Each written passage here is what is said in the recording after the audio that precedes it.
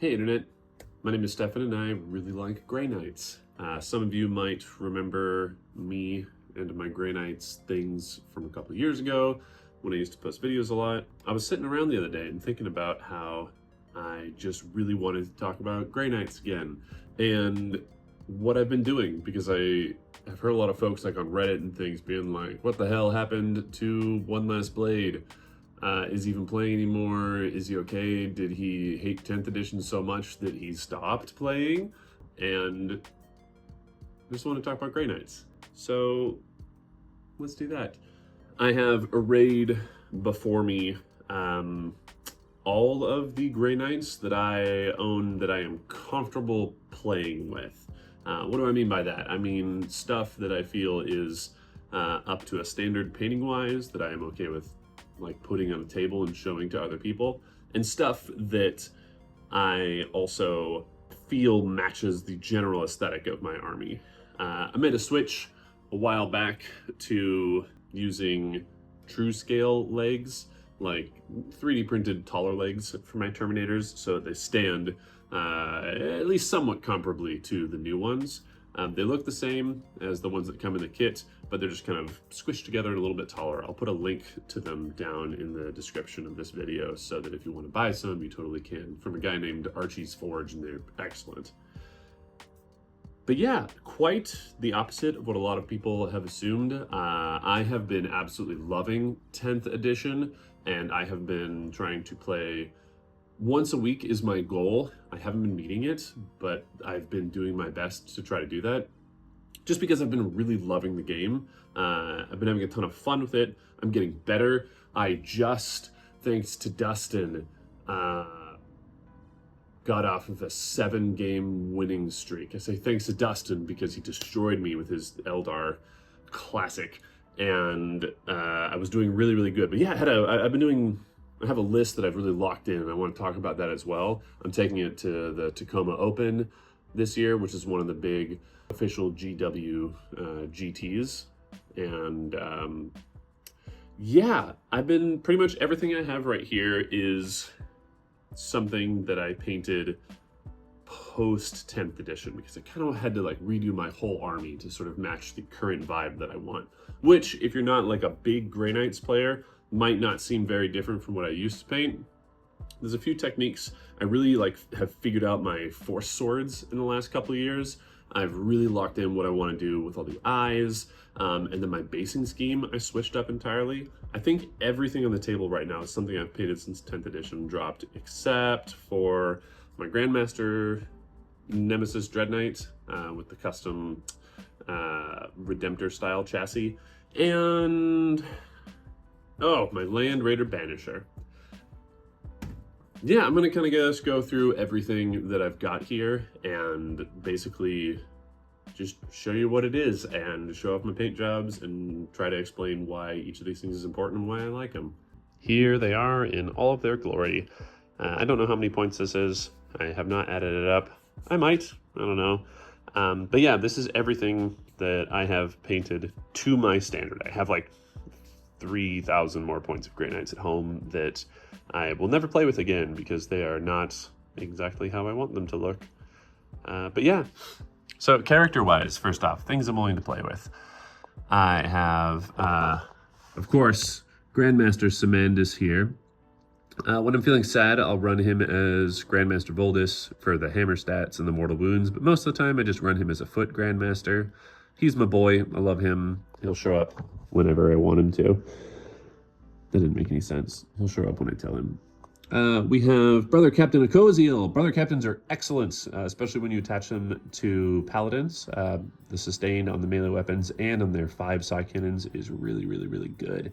I love him. He was kit bashed from the Space Marine Terminator kit and a bunch of other things, which maybe you recognize, maybe you don't. I have this guy. I actually finished painting him this afternoon. A librarian. I tried out some oil washes and stuff on him. I don't really like how it turned out. I think it's this Terminator model. It's just not the best. I also kit bashed it poorly, but you know what? Whatever. Sometimes we work with what we got.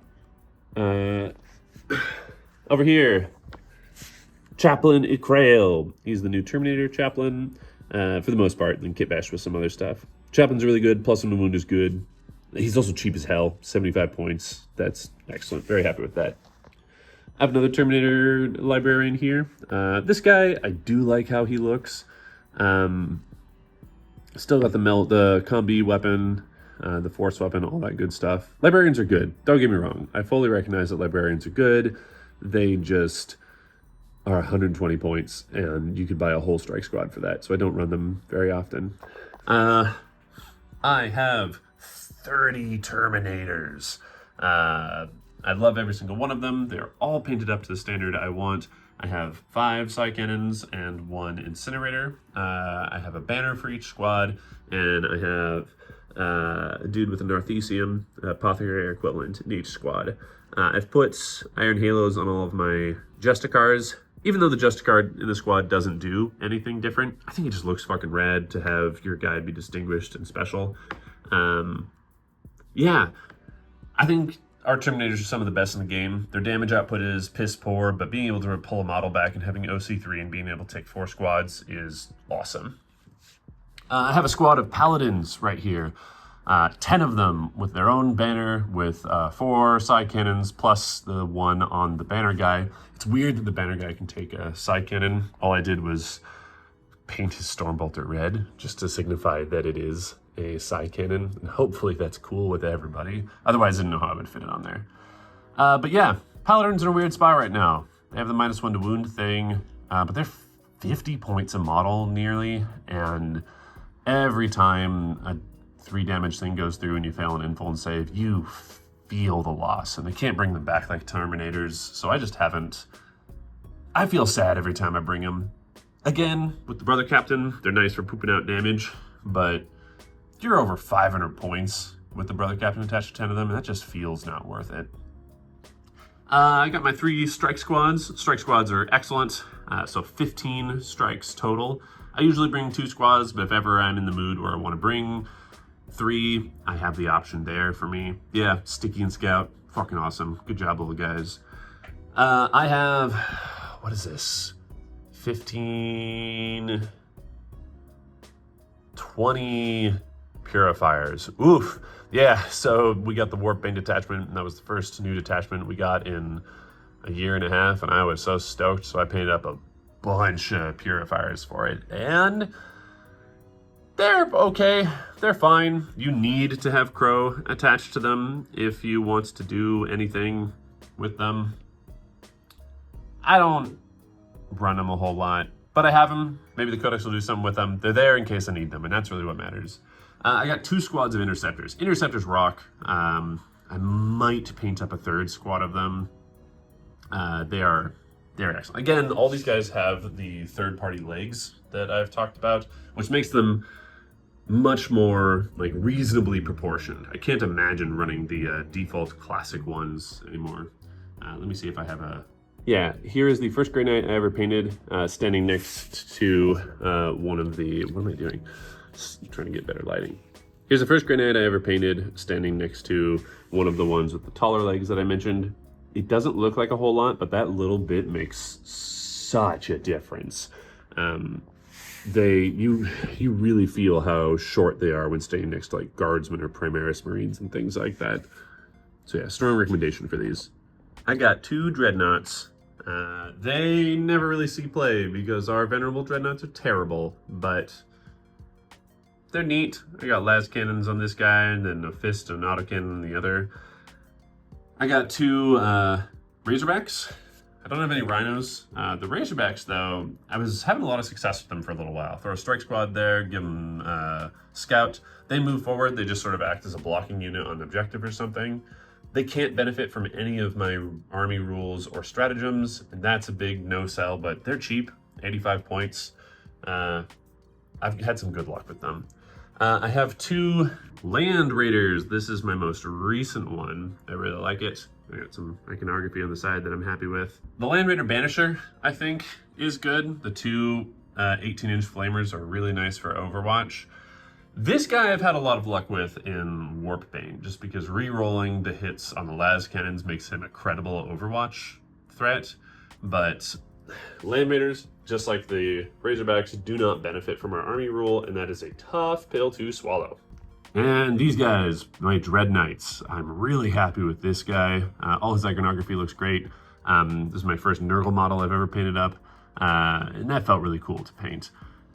This guy too, more neutral pose, but I did a little bit of work on, was that this guy? Yeah, this guy had the hammer in the other hand. I had to Mod Podge a little bit of like weird shit in there to make it so he can hold the hammer in the left hand, because usually held in the right hand, as you can see there. But yeah, this guy's mostly just straight out of the box. But still, I enjoy how he looks. Then we have my classic Grandmaster Nemesis Dread Knight. He's gonna have to get an update sometime soon, just because he's aging a little bit. He's the only thing that's representative of my old paint style. You can tell the brighter silver, the darker guns. There's less like definition and shadow across him compared to the rest of my army these days. He's gonna have to get an update sooner or later.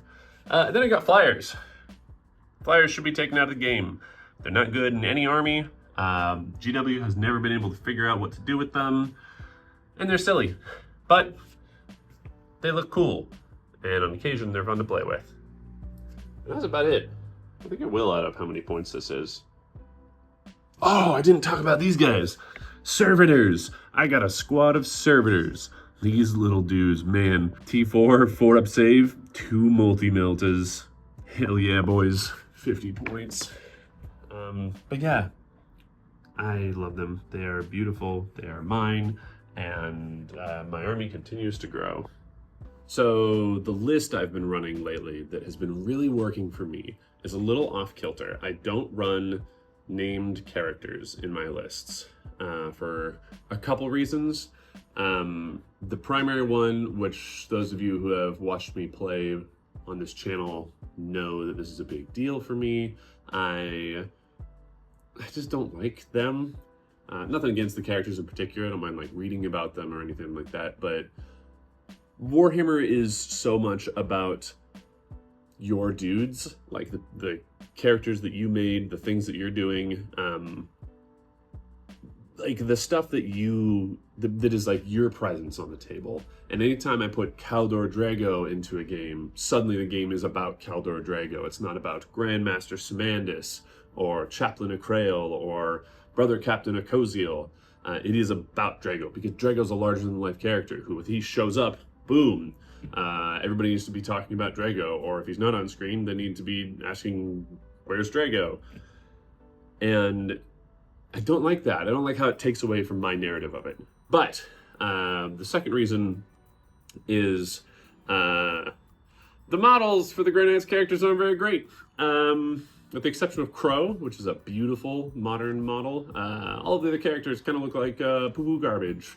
Drago especially. That model is terrible, and I was really hoping we were going to get an updated sculpt for 10th edition, but it would seem not. But the list I've been doing, I'm running Teleport Strike Force. I tried a bunch of games with Warpbane, as I mentioned when I talked about my purifiers, and it isn't for me. Rerolling hits is good. You heard it here first, but it just isn't fun. I really like the jump around, tricky like movement stuff of Teleport Strike Force, and while Warpbane is good, but it wasn't. I played 7 or 8 games with it, and it just wasn't that fun. Also, it really discourages using Terminators, and I love Terminators, so that's untenable.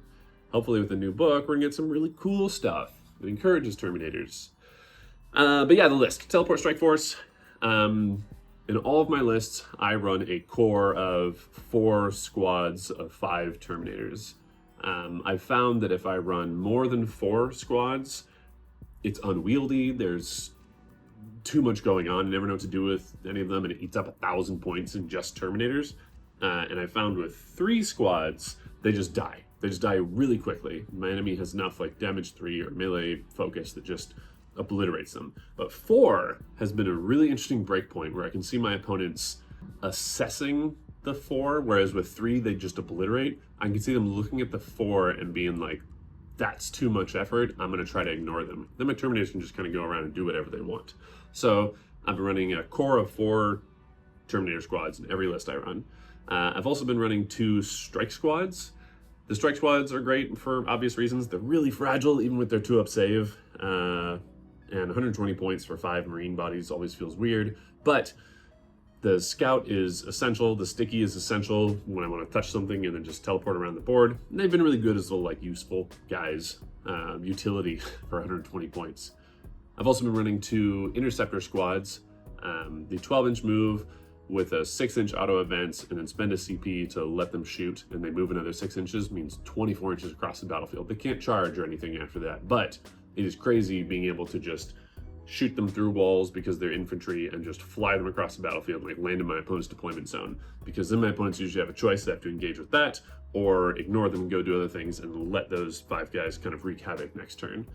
They've been nice. They've been a really good disruption piece, and they've been able to jump across and do some clutch plays and like touch an objective when people wouldn't expect it. 24 inches is a lot of movement.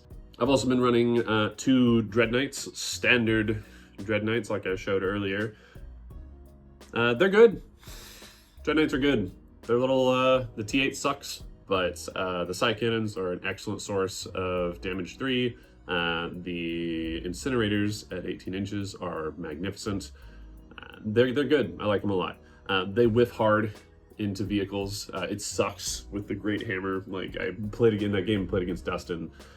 2 Dread Knights into 1 Wave Serpent, and they just whiffed on their hammers. The like 3 hits that went through all did like 3 and 4 damage, and nothing happened. The Wave Serpent didn't die, which sucks. And I've bounced off Caladius Grav tanks and Lehman Russes and things like that with them. So they're good shooting platforms. They zip around. They either do objectives or they shoot. They go into combat and then fall back and shoot. They're really good. They just, as our only piece of like high anti-armor in this army, it sucks. But you know, whatever. I've still been running 2 Dread Knights. And then character-wise, I've only been running 1 character entirely. I don't think most of our characters are worth it. I think they're very expensive. I don't think they're as good as characters in other similar armies. I've talked about my lament about the Foot Grandmaster many times. And they're cool, but they don't do enough. And them not having special weapons, the Brother Captain and the Grandmaster both having identical weapons to the Terminator squads in strength, AP, and damage feels bad. The Librarian and the Chaplain just having their AP of their weapons -1 as opposed to -2 sucks. They just don't feel great. I want them to do more. And again, maybe when the Codex comes around, something will change that. But I've been running 1 character, Grandmaster Nemesis Dread Knight with the hammer. He's really good into vehicles in contrast to the normal guys because of his ability to reroll hits and wounds and then golf club something into Saturn. It's been really nice. And then throwing the Sigil of Exigence on him. In addition to all that, I think that's about the entire list with 1 sick tech piece, and that is my Servitors with their 2 multi-meltas. That has been game-changing for me, which sounds silly, but it's 50 points for 1 wound models with 4 Melta shots. I put them into strat reserves every single game. On turn 2 or 3, they walk onto the board, they fire a few shots, either do a few wounds or do nothing, maybe get me engaged on all fronts, and then they sit there. And if my opponent puts shots into them, that's shots they didn't put into the rest of my army. If my opponent doesn't put shots into them, they walk somewhere, maybe get me behind enemy lines or something. Or do some more damage. They walked on one game I was playing against Blood Angels, which is a very aggressive list, and they walked on from the side of the battlefield and multi-melted a Brutalis to death immediately. And I was just like, you guys have earned your points back for the next like 4 games. So you guys, I love them. They've been magnificent. I would run 2 squads of the Servitors if I wasn't 100% confident that they're going to be erasing them from our codex, like they have every other army. But for now, it's a really nice tech piece. So I have everything moving around. It's a lot of activations. Let's see. 4 for the Terminators, 2 for the Strikes, 2 for the Interceptors, 2 for the Dread Knights, 1 for the character, 1 for the Servitors. So 12 activations, which in an elite army like this is good. It means I can do a lot of actions. I've been playing a lot more conservatively. I never push out turn 1. I only put forward what I need to do my objectives, and it's been awesome. Yeah, I've been really, really liking it. We have a big local at our club. We have like a pod league, and people get thrown into groups with people of similar skill level, fight them, and the next season you get organized based off of your like win rate from the last season, going up or down in the pod.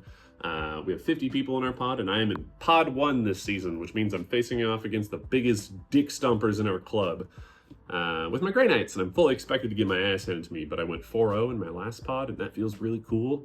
So we'll see. We'll see. I've been really enjoying it. I'm really looking forward to bringing this list to Tacoma, assuming nothing changes. The big one thing I'll have to do is rebase my Grandmaster because his base doesn't match everything else. I haven't done so yet because we have that new Dread Knight kit coming out with the Codex.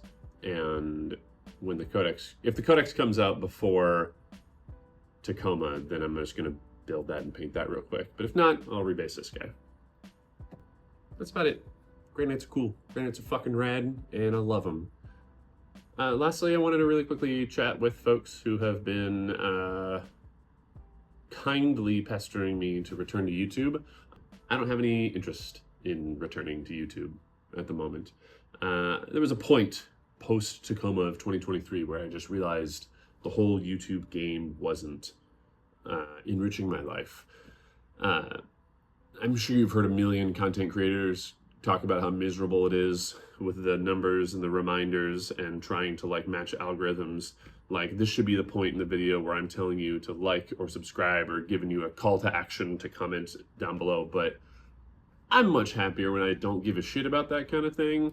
And I don't need this to love Warhammer. I don't need this to continue this hobby that I love, which is evident because I've been painting a ton and been playing a ton.